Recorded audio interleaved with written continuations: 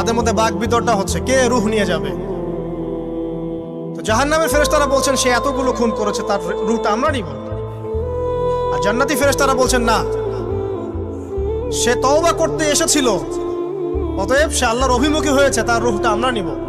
আল্লাহ পাক এখানে একটা কৌশল করলেন। আল্লাহ পাক ফেরেশতাদেরকে বললেন, তোমরা রাস্তাটাকে পরিমাপ করে দেখো, যেদিকে যাচ্ছিল তার পরিমাপ বেশি নাকি যেখান থেকে এসেছে ওর পরিমাণ বেশি। আল্লাহ পাক জমিনকে আদেশ করলেন, হে জমিন তুমি প্রশস্ত হয়ে যাও। এবার পরিমাপ করে দেখা গেল সে তওবার দিকে আসছিল, এর পরিমাণটা বেশি। এই একটা কাজের ওসিলা আল্লাহ পাক তাকে মাফ করে দিলেন। মনে রাখবেন, এটা মৌখিক বিষয় ছিল না, সে মন থেকে ভিতর থেকে কিন্তু সে আল্লাহর প্রতি অনুগত হয়েছে। এই মনের বিষয়টা আল্লাহ ছাড়া কেউ জানে না। আপনি দেখতে পারেন সমাজে অনেকে দাড়ি টুপি পাগড়ি জুব্বা সব লাগিয়ে ঘুরছে, বিশ্বাস করে